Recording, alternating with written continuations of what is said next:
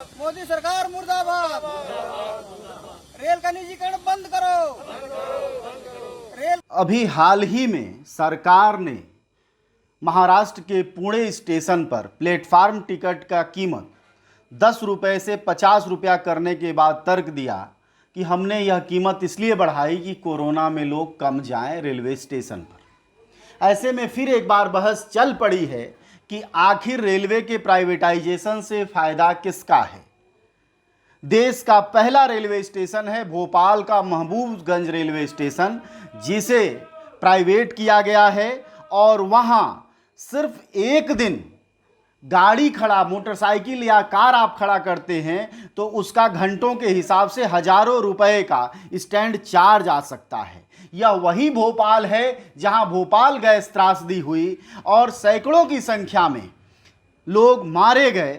और उसके बाद इतना ही नहीं हुआ है, बल्कि देश भर से रेलवे के अस्पताल बंद किए जा रहे हैं, जिसमें कि 8,000 डॉक्टर और 70,000 पैरामेडिकल स्टाफ और नर्स शामिल है।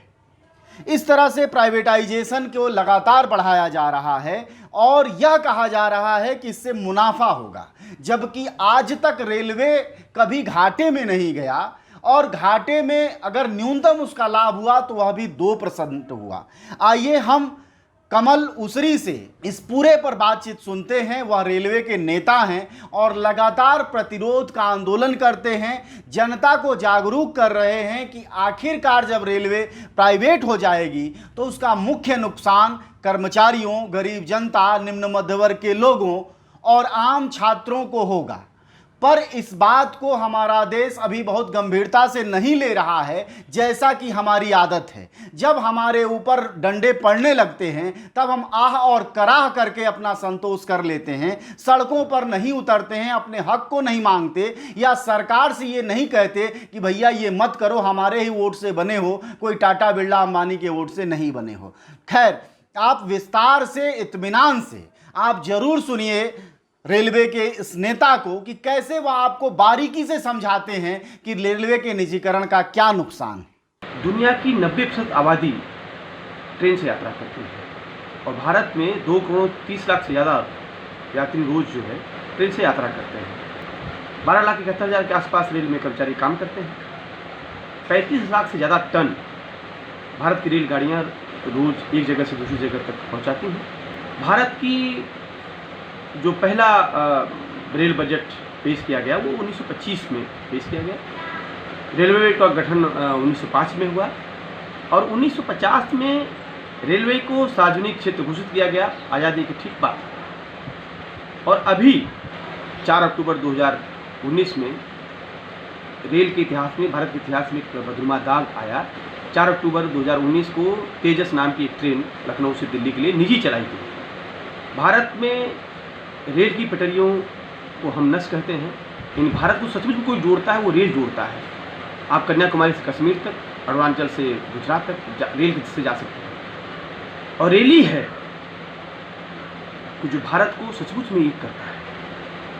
आखिर ये भारत की एकता की प्रतीक, जनता की सवारी, जनता की लाइफ लाइन को सरकार क्यों बेचना चाहती है। 18 अक्टूबर 2019 को एक पत्र आता है 100 डेज एक्शन प्लान के नाम से, और उसके पहले 25 फरवरी 2016 में रेल का आखिरी बजट पेश किया जाता है। उसके बाद से रेल का बजट आम बजट में मिला दिया जाता है। यानी उस समय से ही शुरुआत हो गई कि रेल को अब जनता का सवारी नहीं बनाया जाएगा, आम सवारी या तो फिर जनता का खून चूसने वाला बनाया जाएगा। यकीनन इस दौर में छात्रों को, किसानों को, मजदूरों को, नौजवानों को, रेल में काम करने वाले कर्मचारियों को जैसे शिक्षा जरूरी है, जैसे स्वास्थ्य जरूरी है, उसी तरह से सार्वजनिक यात्रा भी बची रहे, ये भी जरूरी है। उसको बचाने के लिए हम तमाम लोगों को गोलबंद होकर संघर्ष को आगे बढ़ाना पड़ेगा। ये देखिए बहुत स्पष्ट है, ये सार्वजनिक क्षेत्र की जो रेल है इसको क्यों सार्वजनिक क्षेत्र में ही बनाए रखने के लिए हम आपसे कहना चाहते हैं कि हम लोग मिलजुल कर क्यों इसको सार्वजनिक क्षेत्र बनाए रखें। बहुत साफ सी बात है कि स्वास्थ्य शिक्षा जिस तरह जरूरी है उस तरह रेल सार्वजनिक यात्रा भी जरूरी है। दुनिया के तमाम देशों में, यूरोप के देशों में रेल का निजीकरण किया गया और बाद में फिर वहाँ वापस उसको लाके सार्वजनिक क्षेत्र में बदला गया। हमारे देश के प्रधानमंत्री बार बार बुलेट ट्रेन की बात करते हैं, उनसे कोई सवाल करे कि जिस देश में आप बुलेट ट्रेन की जहाँ से लाने की बात कर रहे हैं, क्या वहाँ रेल निजी हाथों में है? आपका जापान है, इटली है, फ्रांस है, स्पेन है, इस तमाम में मैक्सिमम जगह है रेल सार्वजनिक क्षेत्र में है।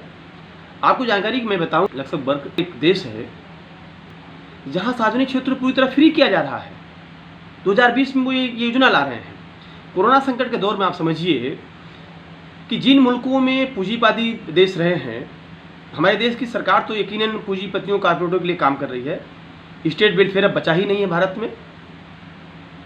अमेरिका जो अपने आप को पूंजीपतियों का सरगना कहता रहा है, ब्राज़ील जो है, दुनिया में सबसे ज़्यादा मौतें कोरोना काल में कहाँ हुई है?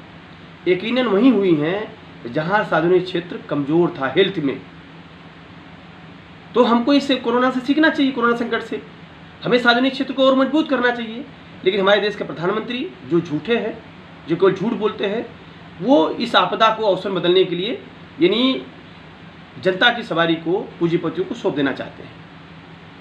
आप समझिए पूंजीपति क्या करेगा? अभी जो वो आपका तेजस चली, उस तेजस को जब उसने चलाया IRTC ने, उसमें शुरू में उसने 40 महिला कर्मचारियों को और पुरुष कर्मचारियों को रखा। कितने वेतन पे रखा? और उसको फिर 1 महीने बाद उनको निकाल दिया। उन महिलाओं के साथ किस तरह बदतमीजी किया उन यात्रियों ने? सरकारी इसलिए होना जरूरी है कि देखिए, सरकारी कर्मचारी भी इसलिए होना जरूरी है कि वहाँ 3 सुविधाएं मिलती हैं कर्मचारियों को। एक तो होता है आपका सोशल सिक्योरिटी, दूसरा होता है आपका जॉब सिक्योरिटी, तीसरा होता है आपका बेस सिक्योरिटी। प्राइवेट में कुछ भी नहीं है। अच्छा, रेल जो चलाएंगे निजी क्षेत्र के लोग, वो यकीनन मुनाफा के लिए काम करेंगे। जब मुनाफा के लिए काम करेंगे तो यकीनन वो रेल का विस्तार भी नहीं करेंगे। अब कालका से शिमला जो ट्रेन जाती है, उस सैकड़ों सुरंगें पड़ती हैं, इतना इन्वेस्ट होता है, वो क्यों करेंगे? और ये भी देखिए कि जो उत्पादन के माने पूंजी के हम अगर या क्षेत्र समझें, भाई एक किसानी है जहाँ अधिक से अधिक पूंजी लगाई जाती है और मुनाफा लगभग न के बराबर होता है। वहीं छोटे छोटे कारखाने हैं जहाँ पूंजी लगाई जाती है, मुनाफा एक होता है। एक सर्विस का सेक्टर है जिसको हम सर्विस सेक्टर बोलते हैं। ये रेलवे एक सर्विस हम देते हैं ना, इसमें पूंजी कम मुनाफा ज़्यादा। इन्हीं सेक्टर में क्यों आ रही हैं? यकीनन हमें अब ये भी बहस शुरू करना पड़ेगा कि सार्वजनिक क्षेत्र क्यों जरूरी हैं, पूंजीवाद हमारे लिए क्यों जरूरी नहीं है। क्योंकि कोरोना ने हमको एक संदेश दे दिया पूरी दुनिया में कि जहाँ पूंजीवादी निज़ाम था, यकीनन वहाँ जनता की ज़्यादा मौतें हुई। अमेरिका में सब कुछ बाजार के हवाले है। 15% लोग ऐसे वहाँ हैं जो अपना कोई बीमा नहीं करा पाए और उनकी कितने लोगों की मौत हो गई। तो इसलिए हमारी सरकार को भी इस पर विचार करना चाहिए। रेल को देखिए, अगर रेल सार्वजनिक रहेगा तो आम जनता को क्या फ़ायदा है, ये हमें सोचना पड़ेगा ना। कुछ खास लोग हैं जो बार बार सरकार कहती है रेल घाटे में, झूठ बोलती है सरकार। कभी भी रेल घाटे में नहीं रही है। 70% जो रेल की आमदनी होती है वो माल ढुलाई से होती है।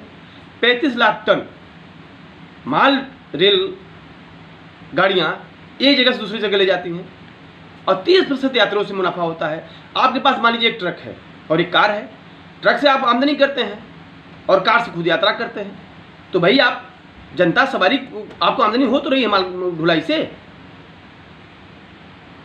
आप ये क्यों कह रहे हैं रेल घाटे में है? कभी भी आप बताइए रेल घाटे में रही हो, ये झूठ कहाँ। ये सही बात है कि आपको ट्रक से ज़्यादा आमदनी होती है, जो कार से चलते हैं उससे उतनी आमदनी नहीं होती है। तो जनता के लिए भाई वेलफेयर स्टेट है, ये जनता की सवारी है। हम मुनाफा के लिए सब कुछ तो नहीं करेंगे। कौन जनता पे चलती है? भारत जनता चलती है। तो भारत जनता के लिए आप क्यों पूंजीपतियों को रेल बेचेंगे? और अच्छा अब ये भी देखिए, जहाँ ब्रिटेन में हुआ जब रेल का निजीकरण, क्या हुआ वहाँ रेल का टिकट महंगा हो गया, रेलों में भीड़ उड़ने लगी। अभी देखिए ये सरकार जो अभी इसमें है, इसके पहले 3 रुपये में प्लेटफार्म टिकट था। अभी पूना में क्या है, 2 घंटे का 50 रुपये प्लेटफार्म का दाम हो गया है। यानी आम आवाम जो किसान, मजदूर, छात्र, नौजवान है, जिसको रेल से तमाम सुविधाएं मिलती रही हैं, वो उसको नहीं मिलेंगी। 6.5 लाख के आसपास जो OBC SC काम करते हैं, जिनको तमाम आरक्षण मिलता है, वो खत्म हो जाएगा साहब। इसीलिए तमाम लोगों को, छात्रों, किसानों, मजदूरों, नौजवानों को मिलकर इस सार्वजनिक क्षेत्र की इकाई रेल को बचाना चाहिए। सबसे अधिक रोजगार देता है रेल। दुनिया में जो सबसे बड़ी संस्थान है, दूसरा नंबर भारत के रेल का आता है। देखिए रेल का सार्वजनिक इकाई बने रहना क्यों जरूरी है? उसकी एक बहुत बड़ी लिस्ट है जो रेल अभी तक जनता को उपलब्ध कराती है। जो रेल का जो ही निजीकरण होगा वो सब बंद हो जाएगी। मान लीजिए 5 से बरस के बच्चे नीचे हैं, उनका कोई पैसा नहीं लगता है। 5 से 12 बरस के बच्चे हैं तो उनका मान लीजिए 50% लगता है। 25 वर्ष के उनके विद्यार्थी हैं और विद्यार्थी हैं, उनका विश्वविद्यालय का कार्ड बना हुआ तो यात्रा में अगर जाते हैं तो 50% लगता है। 27 वर्ष के मान लीजिए के छात्र हैं, अनुसूचित जनजाति के छात्र हैं और मान लीजिए कहीं परीक्षा में जा रहे हैं तो उनको 50% देना पड़ता है। 10वीं तक के छात्र हैं, उनको 50% छूट रहती है। 35 वर्ष के अगर युवक हैं और बेरोजगार हैं और सार्वजनिक क्षेत्र के किसी परीक्षाओं में भागीदारी कर लेके इंटरव्यू वगैरह के लिए जा रहे हैं, 50% सुविधा उनको मिलती है, छूट की सुविधा मिलती है। आपके नागरिक हैं, अगर हमारे देश के वरिष्ठ नागरिक हैं, 60 वर्ष उम्र हो गई है तो उनको, और मान लीजिए आपके 58 वर्ष की उम्र के लोग हैं उनको 30% 40% छूट मिलती है। और मान लीजिए हमारे जो युद्ध में हमारे सैनिक नौजवान जो शहीद होते हैं उनकी विधवाओं को मिलता है, आपके शांति सेना के लोगों को मिलता है, और जो वीरता जिनको पुरस्कार मिलती है उनको मिलता है, प्रधानमंत्री पुरस्कार जिनको मिलता है। अच्छा, हैंडीकैप जो लोग हैं यात्रा में जाते हैं, विकलांग हैं, उनको 50% मिलता है, मानसिक रोगी हैं उनको मिलता है, और मांगे कोई गूंगा बहरा है यात्रा में है तो उसको उसके साथ के कुछ सुविधा मिलती है। कोई डॉक्टर है और वो अगर यात्रा में जा रहा है, उसको MBBS डॉक्टर है, वो कहता है कि हम यात्रा में हैं और फार्म में दस्तखत करता है, उसको 10% छूट मिलती है। कैंसर की बीमारी उनको छूट मिलती है, कोष्ठ की बीमारी है, लेप्रोसी की बीमारी है। और आपको मान लीजिए सेंट जॉन एम्बुलेंस के ब्रिगेड के लोग हैं, रिलीफ वेलफेयर के लोग हैं, एम्बुलेंस के लोग हैं, उनके सदस्य हैं। भारत स्काउट गाइड के अगर आप सदस्य हैं, या मान लीजिए जिले और राज्य स्तर पे और या आपका केंद्रीय स्तर पे मान्यता प्राप्त कोई आपका पत्रकार आप हैं, तो अगर यात्रा में जा रहे हैं, 60 वर्ष के आप उम्र के विशिष्ट पदक प्राप्त पुलिसकर्मी हैं, या आप स्वतंत्रता संग्राम आपके गणतंत्र दिवस पे वीरता पुरस्कार प्राप्त आदमी हैं, व्यवसायिक या इस तरह का आपका कला में इस तरह की कोई रजिस्टर्ड आपकी संस्था है जो किसी सार्वजनिक क्षेत्र के उसमें जा रही है, उसको सुविधाएं मिलती हैं। तमाम आपको मान लीजिए व्यवसायिक कलाकार हैं, मान्यता प्राप्त आपके स्कूल के टीचर हैं, प्रिंसिपल वगैरह हैं, मिडवाइफ हैं, नर्स हैं, व्यक्तिगत रूप से परीक्षा में भाग लेने वाले यात्री रिसर्च स्कॉलर हैं, किसान हैं, अगर वो यात्रा में जाते हैं उनको 25% छूट मिलती है। औद्योगिक के लिए मान लीजिए ITI पॉलिटेक्निक के लिए जाते हैं, अंतर्राष्ट्रीय नागरिक है और कोई विदेशी छात्र यहाँ पढ़ता है, सिविल सर्विस इंटरनेशनल के स्वयंसेवक हैं, तमाम सुविधाएं आपको मिलती हैं। ये सब सुविधाएं आपको नहीं मिलेंगी जो ही सार्वजनिक क्षेत्र से रेल छीनकर प्राइवेट सेक्टर में चला जाएगा। वो तमाम लोग जो मूंगफली बेचते हैं, चाय बेचते हैं, तमाम जिनको उपार्जन करते हैं, बहुत सारे लोगों के लिए आवास नहीं जो प्लेटफार्मों पर अपना जीवन काटते हैं, तमाम लोग जिनका रोजी रोजगार जुड़ा हुआ है वो सबका ये सब छीन जाएगा साहब। जो लोग कहीं किसी काम से शहर में, गांव से शहर आते हैं और पता लगा उनका काम नहीं होता है, दफ्तर बुलाता है, अगले दिन फिर आइए, वो जाके प्लेटफार्म सो जाते हैं, अगले दिन वहीं नहा के धोकर खा पी कर फिर अपने दफ्तर में अपने काम के लिए जाते हैं। 70-80 किलोमीटर दूर से गाँव से लोग शहरों में अपने दफ्तरों में काम के लिए आते हैं, वो कहाँ जाएंगे, कहाँ रुकेंगे? यानी ये तमाम सुविधाएं छीन जाएंगी आपसे, आपका आरक्षण चला जाएगा आपसे, वो जो वरिष्ठ नागरिक है उनका छीन जाएगा। और जो सबसे ज़्यादा जो नौजवान हैं, हम लोग तो गए थे 25 अक्टूबर को सासाराम 2019 में, जो हमारे नौजवान लोगों ने आंदोलन किया था रेल बचाने के लिए, हम लोग तो भागीदारी किया, हम उनको सलाम भी करते हैं। ये सही बात है कि रेल को बचाने का जिम्मा अगर आप चाहते हैं रेल कर्मचारी रेल यूनियन कर लेंगी तो यकीनन नहीं कर पाएंगी। और हम ये कोशिश भी किया, हम लोगों ने इंडियन रेलवे एम्प्लॉय फेडरेशन की तरफ से कोशिश भी किया। हम लोगों ने DLW में अगल बगल के किसानों को, छात्रों, नौजवानों को शामिल किया। हम लोगों ने ये काम चित्तरंजन में किया, ये काम हम लोगों ने कपूरथला पटियाला में किया, ये काम हम लोग रायबरेली में किया, नाम दिया संघर्ष आपके द्वार। और हम लोग रेल कर्मचारी निकल के गाँव चट्टी चौराहे पे गए, हमने कहा रेल में हम नौकरी करते हैं जरूर, लेकिन रेल भी आपको सुविधा देती है। आप वरिष्ठ नागरिक हैं, आपको सुविधा मिलती है, छूट मिलती है, वो नहीं मिलेगी। आप महिला हैं, वरिष्ठ नागरिक हैं, आपको छूट मिलती है। आप छात्र हैं, SC है, छूट मिलती है। और सबसे बड़ी बात, आप नौजवान हैं और परीक्षाओं की तैयारी करते हैं रोजगार पाने के लिए, यकीनन सरकारी सेक्टर नहीं रहेगा तो आपको रोजगार, ठेकेदारी आधुनिक गुलामी है साहब, स्पष्ट रूप से ठेकेदारी, प्राइवेट नौकरी आधुनिक गुलामी है। जब चाहेगा आपका मालिक आपको निकाल बाहर फेंकेगा। इसीलिए रेल को बचाना जरूरी है। हमें लोगों को ये बताना है कि रेल का सार्वजनिक इकाई बने रहना इसलिए भी जरूरी है कि मान लीजिए कोई युद्ध होता है तो हम ट्रेन को, रेलवे तुरंत सैनिकों को एक जगह से दूसरी जगह ले जाना, तुरंत उनको संरक्षण देना और बिना किसी देरी किए वो तुरंत एक जगह से दूसरी जगह पहुंचाना, ड्राइवर गार्ड तुरंत लग जाते हैं उसमें लड़ाई के समय में। और आपको मैं भोपाल की एक बात सुनाना चाहता हूँ। भोपाल गैस त्रासदी सबको याद है, पूरी दुनिया में को याद होगा। एक रेल का कर्मचारी जिसने अगल बगल स्टेशनों पर सूचना दिया कि यहाँ एक बहुत बड़ा हादसा हो गया है, यहाँ गैस रिक्शा हो गया है, और वो ट्रेनें वहीं रुक गई जिनमें हजारों यात्री बैठे हुए थे, और उस रेल कर्मचारी की मौत हो जाती है। ये शहादत देने की स्पिरिट है रेल कर्मचारियों में। और उसका जो गैस त्रासदी का जो जिम्मेदार था, उसका जो मालिक था विदेशी नागरिक, उसको जहाज से बैठाकर विदेश भेजा गया। अब समझ सकते हैं कि किस जज्बे के साथ सरकारी कर्मचारी काम करता है। हमको आपको रेल कर्मचारियों को खासकर मैं अपील करना चाहता हूं कि आपको भगत सिंह और अम्बेडकर को पढ़ना चाहिए। भगत सिंह ने जो ट्रेड यूनियन डिस्ट्रीब्यूट बिल के खिलाफ असेंबली में बम फेंका था, और क्या कहा था उन्होंने, और एक महान व्यक्ति डॉक्टर अम्बेडकर ने आपको यानी रेल कर्मचारियों को संबोधित करते हुए 1938 में क्या कहा था कि अभी तक हम अपनी सामाजिक समस्याओं के लिए संघर्ष करते रहे हैं, किंतु अब समय आ गया है हम अपनी आर्थिक समस्याओं के लिए भी संघर्ष करें। इन दोनों महान नेताओं को पढ़ना चाहिए। और जो भारत में तमाम तथाकथित समझौतावादी ट्रेड यूनियन के लोग हैं, उनको बताना चाहिए कि 15 अगस्त 1947 जब सत्ता का हस्ताक्षर हुआ, भारत की राजनीति की सत्ता पूंजीपति और भूस्वामी वर्गों के हाथों में आ गई। उनका राजनीतिक और आर्थिक हित मजदूर हित वर्ग के हितों के पूर्णतः विरोध में था। अब बहुसंख्यक शोषित एवं पूंजी के मालिक मुट्ठीभर शोषकों का शासन था। इसलिए स्वतंत्रता प्राप्ति से पहले मजदूर वर्ग का तत्कालिक राजनीतिक लक्ष्य राष्ट्रीय मुक्ति प्राप्त करना था। लेकिन स्वतंत्रता प्राप्ति के बाद मजदूर वर्ग के समक्ष पूंजी के राज को समाप्त कर ऐसे वास्तविक समाजवाद की स्थापना करने का महान क्रांतिकारी और कठिन लक्ष्य था जहां मनुष्य द्वारा मनुष्य के शोषण न हो। इस लक्ष्य की प्राप्ति के पूर्व शर्त मजदूर वर्ग की वर्गीय चेतना और सामाजिक चेतना में रूपांतर होना था। अधिकांश भारतीय मजदूरों में अभी भी इस चेतना का विकास होना बाकी है। इसलिए हमें अपनी चेतना को उन्नत करना पड़ेगा, और रेल को बचाने के लिए, देश को बचाने के लिए यकीनन स्वयं को तैयार करना पड़ेगा, इस चुनौती को स्वीकारना पड़ेगा। आपने सुना विस्तार से, इत्मीनान से कि रेलवे का अगर निजीकरण होता है, रेलवे प्राइवेटाइज कर दी जाती है, रेलवे सरकार के बजाय पूंजीपतियों के हाथों बेच दी जाती है, तो उसके बाद हमारी क्या दुर्गति होगी, आम आदमी के लिए कितना मुश्किल हो जाएगा रेलवे में चलना। इसको समझना हो तो जो नई नई ट्रेनें चली हैं प्राइवेट पूंजीपतियों की, उनके कीमतों को देखकर आप समझ सकते हैं। और देश के जो प्रधानमंत्री हमारी देख रेख के लिए हैं, तो उन्हें समझना चाहिए कि रेल यात्री मुनाफे के लिए नहीं है।